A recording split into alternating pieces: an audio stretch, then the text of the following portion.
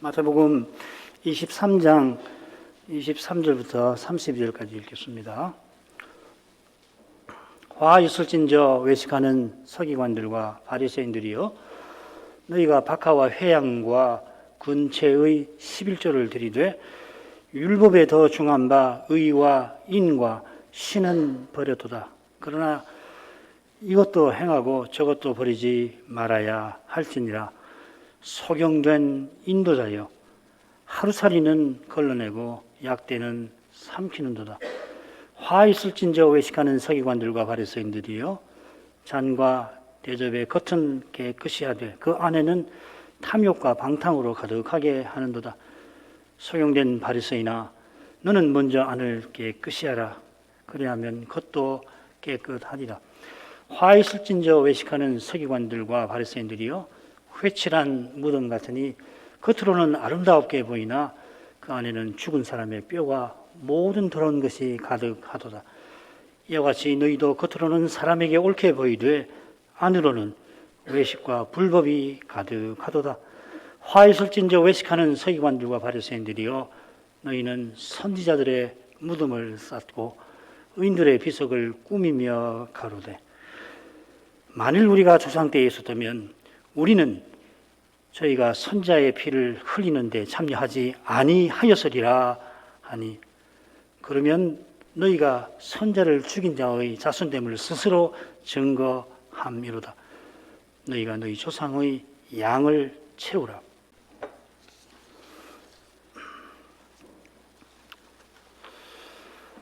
주님께서 다윗의 자손으로 예루살렘에 입성하셨습니다. 다윗의 언약을 이루려 하심이죠. 이사야도 전능하신 하나님께서 장차 아기로 세상에 오셔서 영원히 다윗의 위에 앉으실 거다 예언하였습니다. 주께서 영원한 나라를 세우시려고 십자가로 나아가시는 것입니다. 그처럼 부활하신 후에 배도한 이스라엘을 심판하시고 70년에 장차 다시 오실 때에 적그리스도를 따르는 온 세상을 심판하실 것입니다. 마태는 이 두 심판에 관하여서 본론의 마지막 대목에 기록을 하고 있습니다. 주님께서 왜 예루살렘을 심판하셔야 하는지 마태복음 23장 중간에서 밝히고 계십니다. 그게 바로 악한 종들의 무서운 죄입니다. 주님께서 7번 화 있을진저 하시며 그들의 죄를 낱낱이 책망하십니다.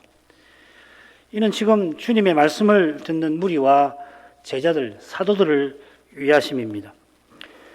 제자들들어 바리새인처럼 악하고 미련한 종이 되지 말고 지혜 있고 충성된 종이 되어라. 주께서 다시 오시는 날까지. 그게 이제 24장 후반부부터 25장 상당 부분에 있는 비유들의 핵심 내용이겠죠. 그 길이 주님처럼 자기를 낮추는 데 있다 하셨습니다. 23장 11절, 특별히 12절. 그처럼 무리들도 그와 같이 되어서 가장 자기를 낮추는 이들을 선배하라 하십니다. 이게 마태복음 25장 마지막 양과 염소에 비유해서 중요한 교훈 중에 하나가 될 것입니다. 23절 24절로 가겠습니다. 화 있을진저 외식하는 서기관들과 바리새인들이여, 너희가 박하와 회양과 근체의 11조를 드리되 율법에 더 중한 바 의와 인과 신은 버려도다. 그러나 이것도 행하고 저것도 버리지 말아야 할지니라. 소경된 인도자여, 하루살이는 걸러내고 약대는 삼키는도다. 이번에는 11조에서 드러난 바리새인의 죄를 주님이 책망하십니다. 누가복음 18장에 바리새인의 기도가 나오는데 거기 보면 이들이 이 금식과 11조를 특히 자랑하고 있습니다. 11조를 드릴 수 있게 하신 거 마땅히 감사할 것입니다마는 그들은 자기가 11조를 잘 드리는 것을 자랑합니다. 하나님께. 그들이 11조 드리는 것을 자랑하는 마음에는 남들보다 11조를 철저히 드린다는 자부심이 거기 있습니다. 그래서 1회에 2번씩 금식한다 하고 역시 그런 자부심을 내비쳤죠. 그 점을 주님께서 여기서 지적하십니다. 그들은 박하와 회양과 근처의 11조도 드립니다. 이 박하라고 하는 것은 이 이스라엘 집에 그 바닥에 뿌려서 집안을 좋은 냄새가 나게 하는 겁니다. 농경 사이니까 또 짐승들도 있고 그러니까. 회양과 근처는 음식에 쓰는 양념들입니다. 아주 조금 재배하는 거죠. 그리고 구약 율법을 보면은 11조를 드리라 할 때에 3가지를 드리라고 합니다. 곡식, 그리고 포도주, 기름. 이게 이제 소재 전제하고도 관계되는 거죠. 박하나 근체가 구약 성경에 아예 나오지 않습니다. 그런데 짐작할 수 있듯이 이런 소소한 것까지 11조를 드리라 하신 건 아닙니다. 이 회양은 한번 나오죠. 이사야서에 대회양, 소회양을 어떻게 추수하는가. 하나님께서 자기 백성을 얼마나 섬세하게 돌보시는가 할 때 이제 회양이 한번 나옵니다. 자, 그런데도 바리새인은 율법을 철저히 행하려고, 실은 철저히 행하는 것 자랑하려고 구약 율법에 없는 명하지 아니하는 것들까지 11조로 드린 겁니다. 외출하고 돌아와서 손 씻는 것도 마찬가지라 말씀드렸죠. 성전에서 제사장이 봉사할 때에 성소에 들어가기 전에 놋바닥에서 손을 씻었는데 백성도 제사장처럼 살게 하겠다 해서 그런 조항을 만든 겁니다. 손을 씻는다고 해서 정결한 상태가 유지되는 게 아니지요. 구약 이 정결법에서 부정한 상태에 떨어지면 몸을 씻거나 또 옷을 씻으라 하신 것은 이건 전적 번제와 붙어 있는 거죠. 물로 씻었다고 해서 이 정결한 상태로 회복되는 게 아니라 전적 범죄가 핵심이죠. 그리스도를 통한 속죄가 그 근거 아닙니까? 그처럼 부정한 상태에 떨어지는 경우들도 하나님이 친히 정해놓으셨습니다. 레위기에 3가지 나오죠. 부정한 짐승을 먹거나 그 사체를 접촉하는 경우, 또 부부관계나 출산의 경우, 또 문둥병의 경우 이 셋입니다. 이런 경우들이 창세 때 세우신 규례, 노동의 규례, 혼인의 규례, 안식일 규례를 대표하는 것들이죠.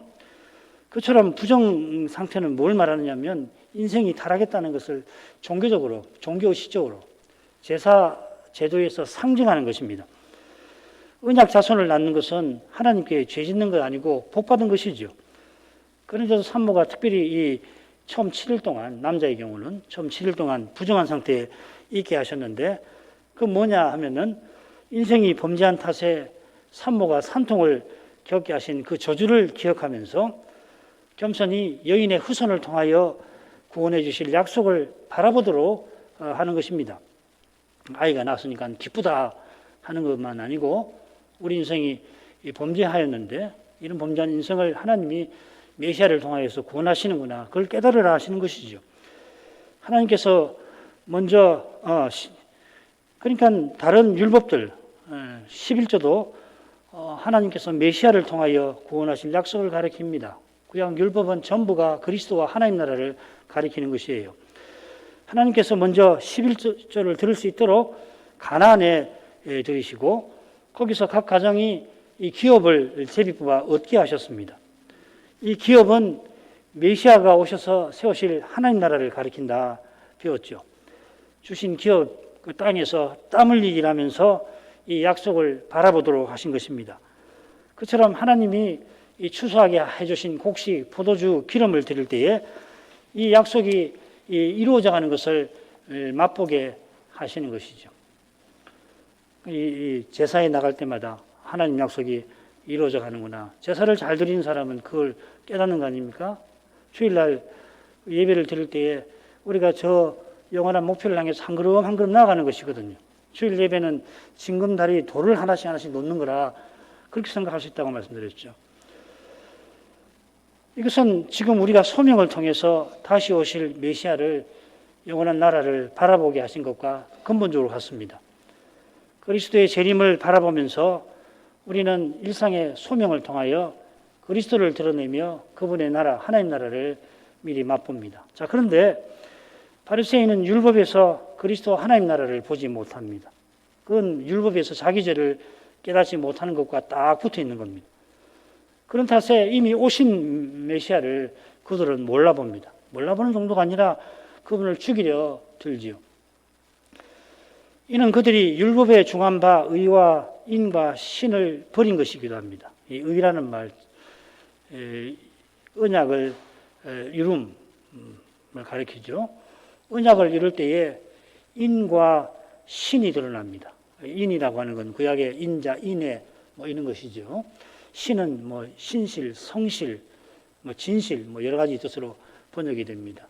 이 요한복음에서는 은혜와 진리라고 번역이 되어 있는데 똑같은 말입니다. 히브리어로 은혜와 진리를 번역하면 이 인애와 진실이 됩니다. 에메트, 헤세드 에메트 이렇게 됩니다. 그러니까 하나님께서 친히 언약을 이루셔서 인자와 신실을 드러내시지요. 바로 거기서 메시아의 영광이 비치는 것입니다. 하나님 언약을 이루어서 인애와 진실을 나타내실 때 내가 메시아를 보내어 너희를 구원하리라 하시는 것이죠. 그 영광이 비치는 겁니다. 하나님께서 출애굽의 구속 위에서 시내산에서 언약을 맺어 율법을 내리셨습니다. 언약 맺으시는 데에서 의와 인과 신이 나타난 것입니다. 이 의와 인과 신의 영광을 율법에서 보는 사람은 율법에서 메시아와 하나님 나라를 보는 것이죠. 오실 메시아를 바라는 사람은 시인처럼 메시아를 본받고 삽니다. 그러나 바리새인은 자기네가 세상에서 가장 볼품없는 민족이었던 것을 깨닫지 못하고 선민이나 자랑합니다. 그런 마음은 율법을 지켜 자기의 의로움을 내세웁니다. 자기는 회개할 것 없는 의인입니다. 자기와 같이 아니한 사람들은 죄다 죄인입니다. 주님처럼 죄인을 불쌍히 여기지 않고 가혹하게 대합니다. 예수님이 죄인들과 그들의 보기에 세리와 죄인들과 식사하신다고 해서 예수님을 죄인의 친구라고 비난합니다. 사람들이 이 주님을 구름처럼 좇는 것을 시기하고서 이 주님을 넘어뜨리려고 합니다.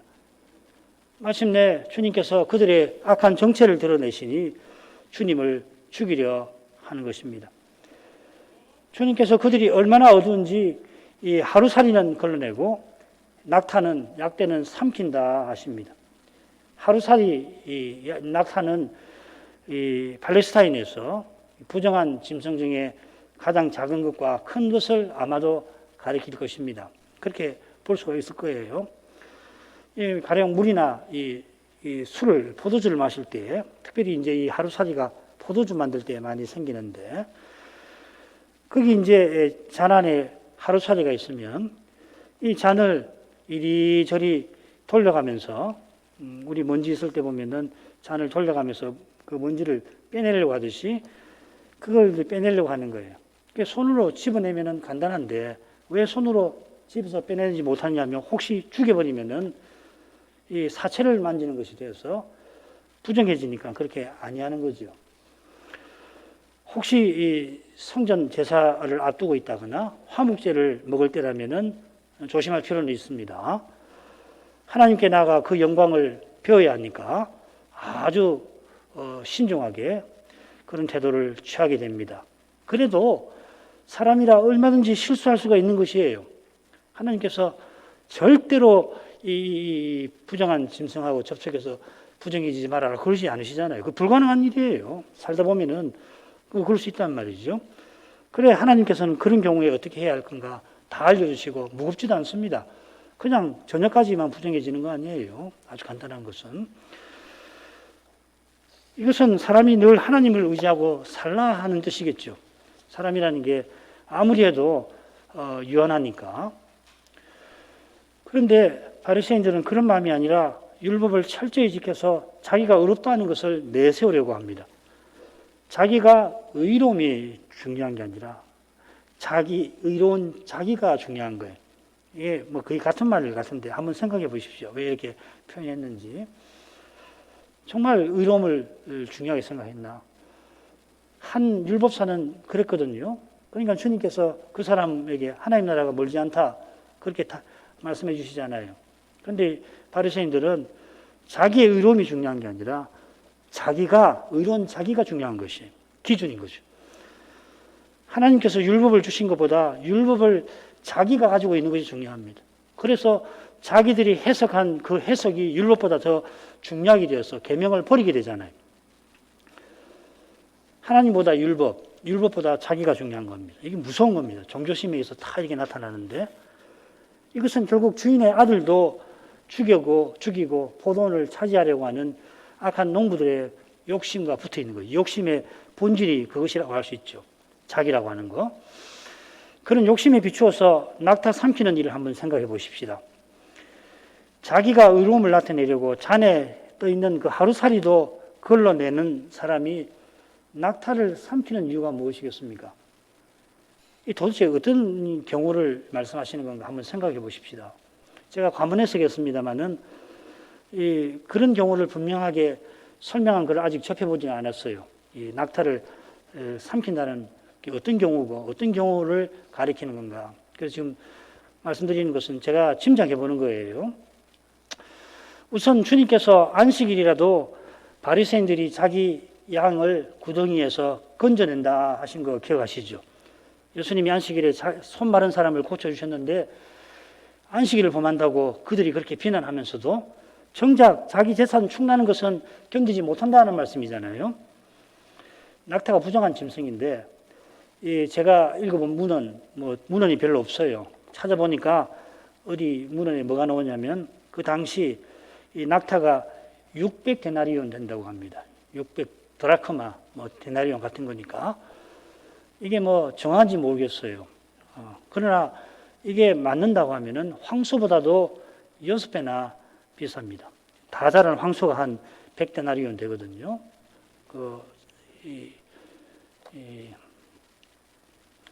송아지는 한 20데나리온, 25. 그래 낮춰서 낙타가 황소 정도의 가격이라고 치더라도 양보다도 10배 이상 비쌉니다. 양은 작은 것은 한 4데나리온, 좀 큰 양은 순양은 한 8데나리온 한다고 그러니까 10배가 넘지요. 20배 이상 됩니다. 이런 걸 고려하면 낙타가 불의의 사고로 죽게 될 때에 바리새인이 아까워서 버리질 못했을 거예요. 오늘날도 낙타고기를 먹는 이 터키 같은 데 보면은 이 낙타고기가 굉장히 비싸요. 더욱이 이 근동에서는, 고대 근동에서 지금도 그럴 것 같은데 낙타는 버릴 게 하나도 없는 그런 귀한 동물입니다. 고기만 아니고 가죽 등등 해가지고서 유목민에게는 정말 버릴 것도 없는 정도로 귀합니다. 이런 내용들을 고려해 볼 때에 주님께서 낙타를 삼킨다 하신 것은 낙타가 사체가 되었더라도 바리새인들이 편법을 써서 그걸 버리지 않고 쓰는 것을 가리키는 것 같습니다. 무슨 말이냐면 사체가 되면, 이 사체가 된다는 말은 자연사하지 않고 다른 짐승에게 찢겨 죽어서 피가 고기에 엉겨 있는 상태지요. 이렇게 되면 사체가 되는 거거든요. 그냥 정결한 짐승 같은 경우 죽이면은 사체가 안 되게 하려면 어떻게 하냐면 피를 전부 땅에 쏟아버리고 그 피를 흙으로 덮어야 사체가 안 되는 거거든요. 그러니까 정한 동물에도 사체가 될 수가 있고 그 사체를 먹으면 안 되죠. 그런데 부정한 동물의 사체를 먹으면 어떻게 되느냐? 그러면 가중하게 돼요. 백성 중에서 끊어지는 무서운 죄다 이 말이죠. 그런데 바리새인들은 재산이 축날까 봐 이 버리지를 못한 거라 생각이 됩니다.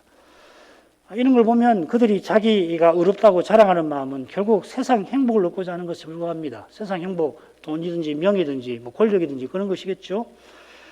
주님을 시기한 것도 백성의 존경과 지지를 놓치기 싫은 것입니다.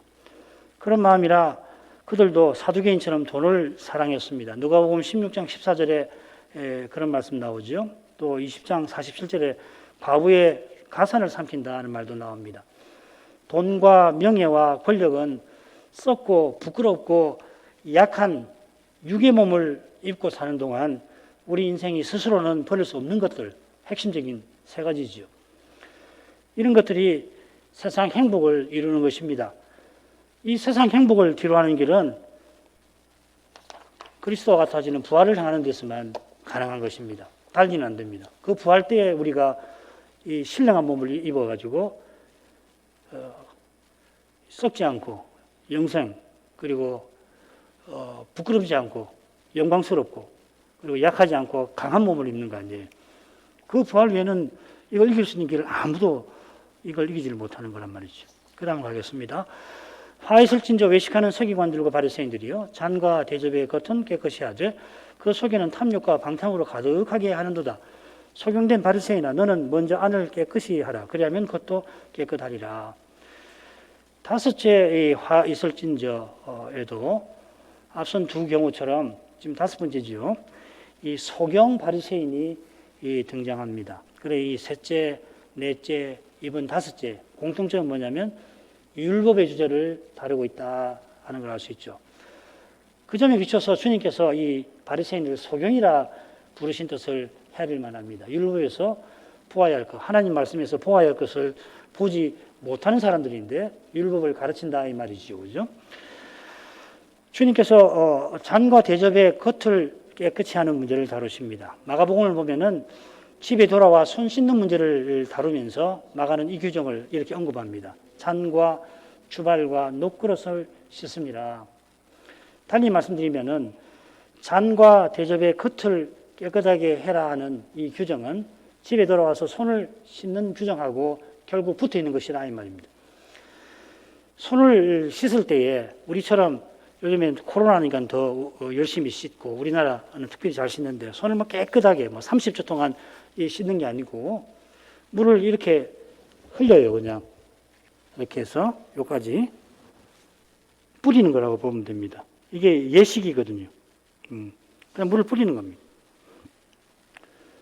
마찬가지로 잔과 그릇도 우리는 잔과 그릇 씻는다 그러면은 넣어가지고서 물 속에 넣어가지고 막 안에부터 씻고 겉을 깨끗하게 세제를 해서 안팎을 씻는데 그게 아니고요.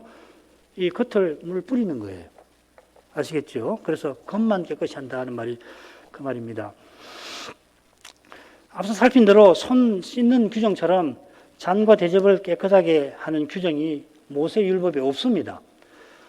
물론 성막의 잔과 대접을 깨끗하게 하는 규정은 있지요. 히브리서는 피로써 장막과 섬기는 일에서는 모든 그릇에 뿌렸느니라 합니다. 구약에는 뿌렸다는 기록은 나오지 않아요.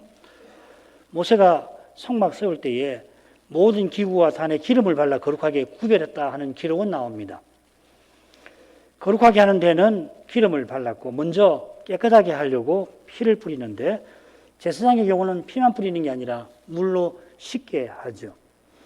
그러니까 구약의 기록이 다 엎드려도 히브리서 저자는 그걸 잘 알고 이렇게 요약해서 이야기하는 겁니다. 이 대제상을 걸어다니는 성막이라 하는데 성막이나 대제상 오실 메시아를 가리킵니다. 제물도 마찬가지입니다.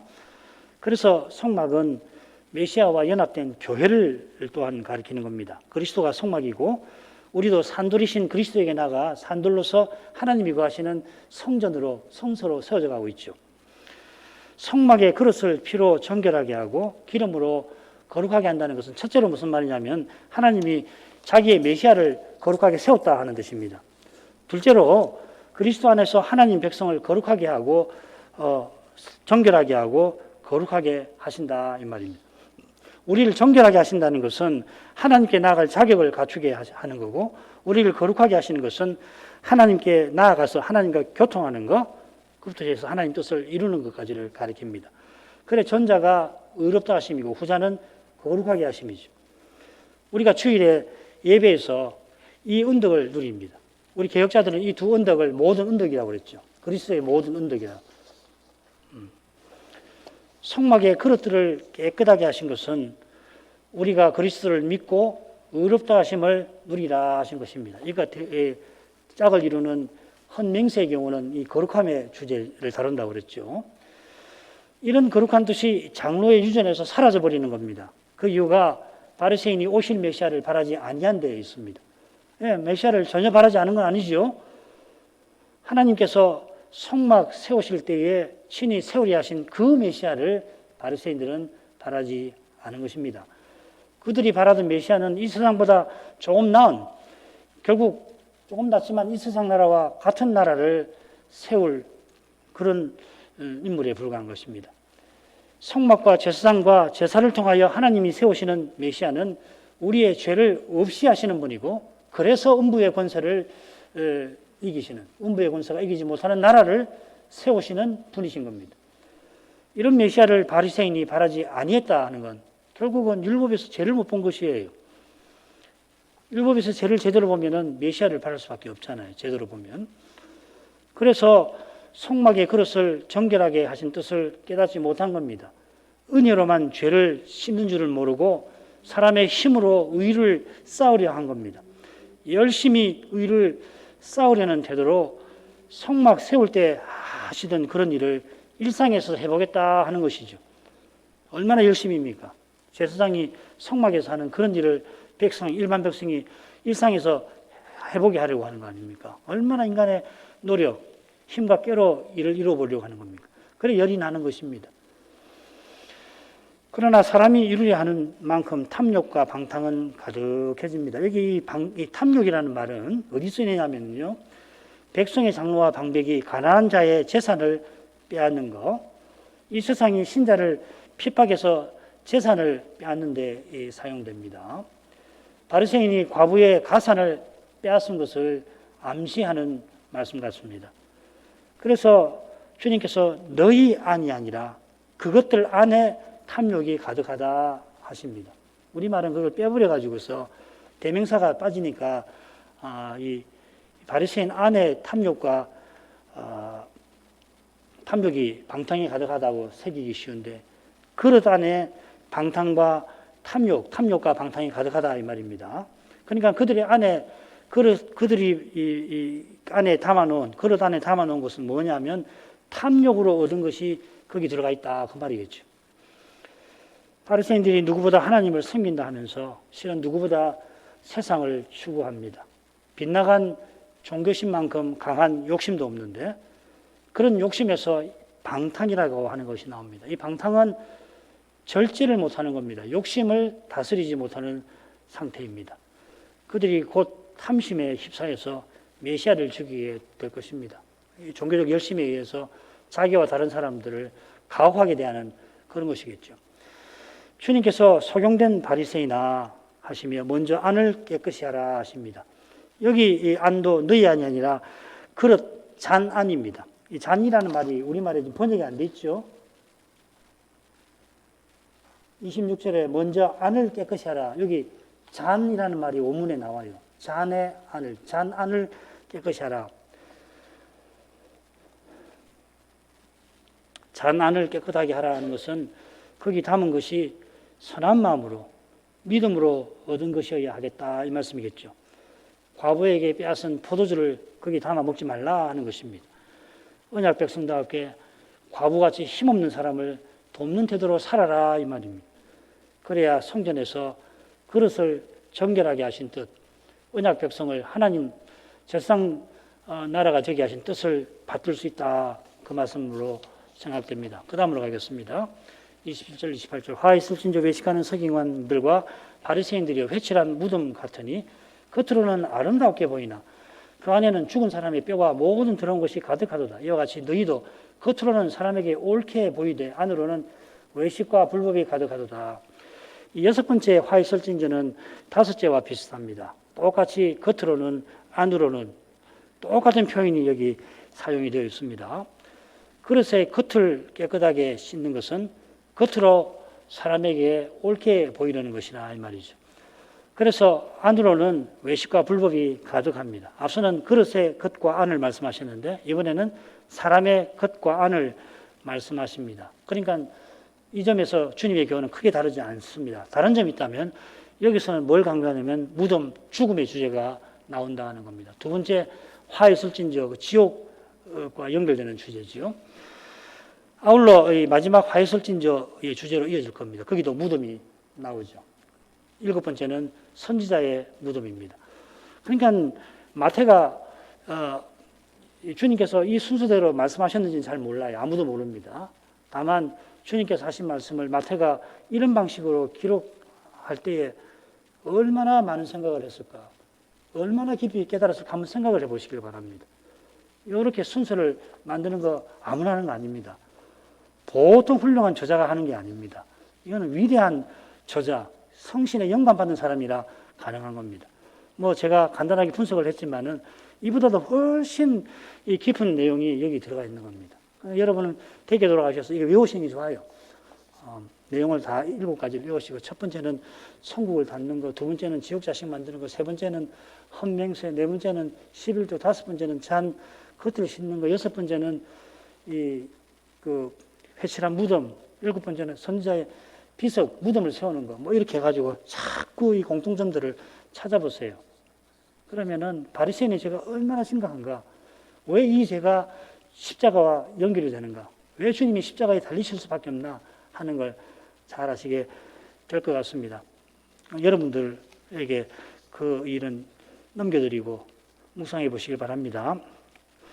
주님께서 바리새인들을 회칠한 무덤 같다 하십니다. 공예가 성력 마지막 달 아다라올 12월 15일에 이 무덤을 회칠하는 풍습이 이스라엘에 있습니다. 특히 예루살렘에 있습니다. 왜 그러냐면 유월절 때문이에요. 그 다음 달 한 달 후 유월절에 관계되죠. 유월절 절기에 혹시라도 이 무덤을 접촉해가지고 부정해지지 않게 하려는 겁니다. 이 부정은 7일 동안 지속이 됩니다. 무덤을 만지면. 잘 아시대로 성력 첫 달 유월절, 그리고 초실절, 무교절이 8일 동안 있죠. 유월절하고 그 무교절이 7일 동안 있고, 이 유월절과 무교절 사이에 초실절이 있지 않습니까? 안식일 다음 날이 초실절이죠. 8일이에요. 무덤과 접촉한 사람은 많은 시간과 노력을 들여서 예루살렘에 온 보람을 잃어버리게 될 겁니다. 외국에서 온 사람들도 있거든요. 예루살렘 동편에 보면 많은 무덤이 있어요. 인터넷 가서 유튜브 같은 데 가서 보시면 무덤이 얼마나 많은지 모릅니다. 그러니까 예루살렘 지리가 익숙지 않은 순례객이 이 무덤을 잘 식별하라고 했겠죠.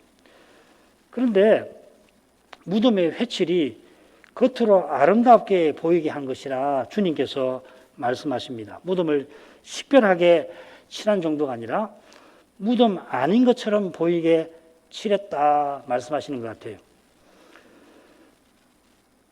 예수님께서 왜 이렇게 말씀하셨나?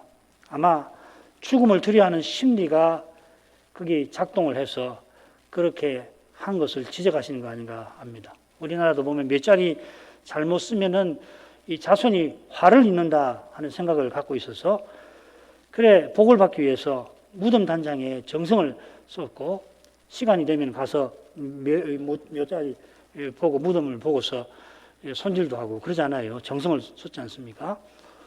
그런 심리가 바리새인들에게 실제로 있었는지 저는 잘 모릅니다만은 이들이 외식하는 걸 보면 비슷한 심리가 얼마든지 있었을 것도 같습니다. 아무튼지 주님께서는 무덤의 아름다운 회칠과 무덤 속에 뼈와 온갖 더러운 것을 대조하십니다. 모세율법에서 이 더러운 것, 이 부정이라는 말이거든요. 하나님께 나가지 못하는 상태를 상징합니다. 그처럼 아름답게 회칠한 무덤 안에는 죄와 죽음의 이 죄와 허물로 죽은 이 상태를 보여주는 것이 가득합니다. 아무리 무덤을 아름답게 꾸몄더라도 잠시도 무덤 안에 들어가기가 싫을 겁니다. 우리 가운데 누구든지 마찬가지일 거예요.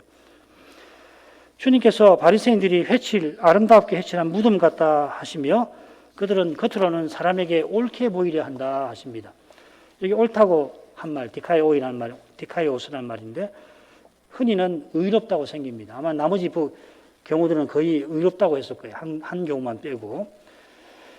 바리새인들이 철저히 율법을 지키는 목적이 사람에게 의롭게 보이려는 데 있습니다. 산상보원 6장에 나온 대로 사람의 영광을 얻으려는 것이죠. 그렇기 때문에 외식과 불법이 그 마음에 가득한 것입니다. 외식은 지난번에 살폈습니다. 사람에게 보이려고 율법을 지키는 이것이 불법입니다. 하나님께서 율법을 내신 뜻을 짓밟는 것이니 그러합니다. 그러니까 누구보다 이렇게 율법을 지키면 지킬수록 불법을 행하는 거죠. 차라리 율법을 덜 행하는 사람이 덜 불법을 저지르게 되는 겁니다. 하나님께서 율법을 내리신 뜻이 죄를 깨닫고 메시아를 믿게 하신 데 있습니다. 바리새인은 스스로 회개할 것이 없는 의인이라고 내세우니 이보다 하나님이 세우신 메시아를 거부하는 일도 없을 겁니다.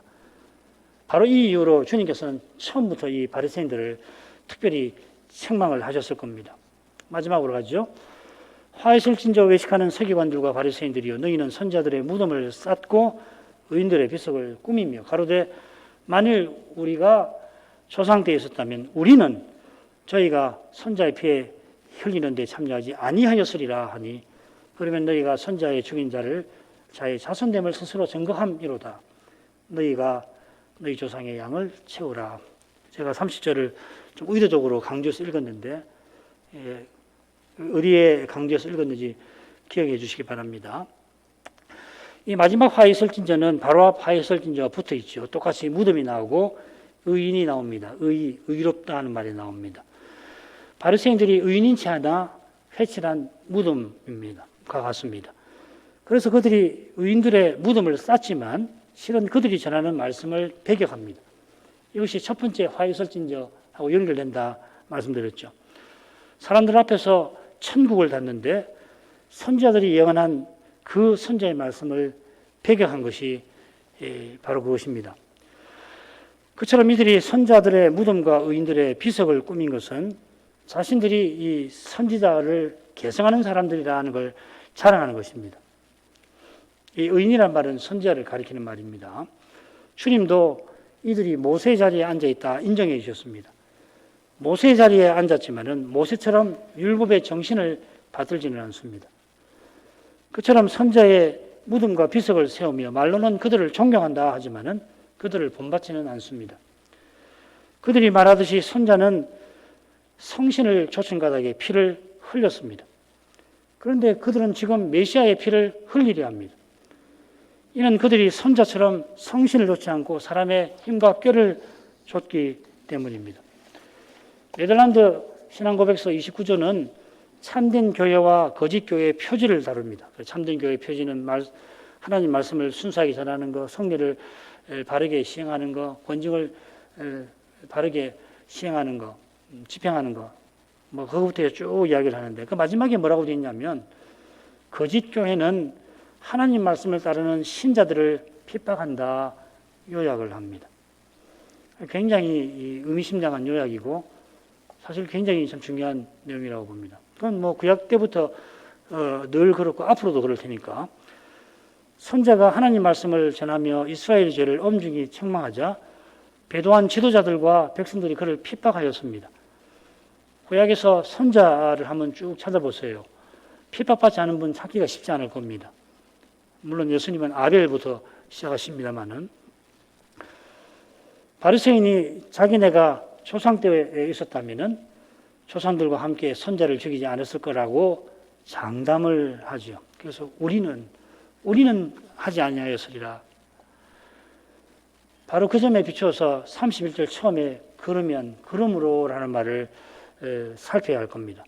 주님께서 그러나 너희들이 그렇게 말했지만 그러나 너희 조상과 똑같은 거 아니냐 이렇게 말씀하시는 게 아니라 그러므로 너희가 스스로 선자를 죽인 자들의 자손임을 스스로 증거하고 있다 하시는 것입니다. 제가 뭘 강조하는지 잘 이해하시죠, 그죠? 그냥 읽으면은 이 30절을 좋은 의도로 읽으면 31절은 그러나가 되어야 돼요. 그죠? 그게 아니고 30절에 이미 문제가 있는 겁니다. 장담하는. 우리는 그렇지 않았을 거라. 그러므로 너희가 스스로 선자를 죽인 너희 조상의 자손임을 증거하고 있는 거다. 이렇게 말씀하시는 거거든.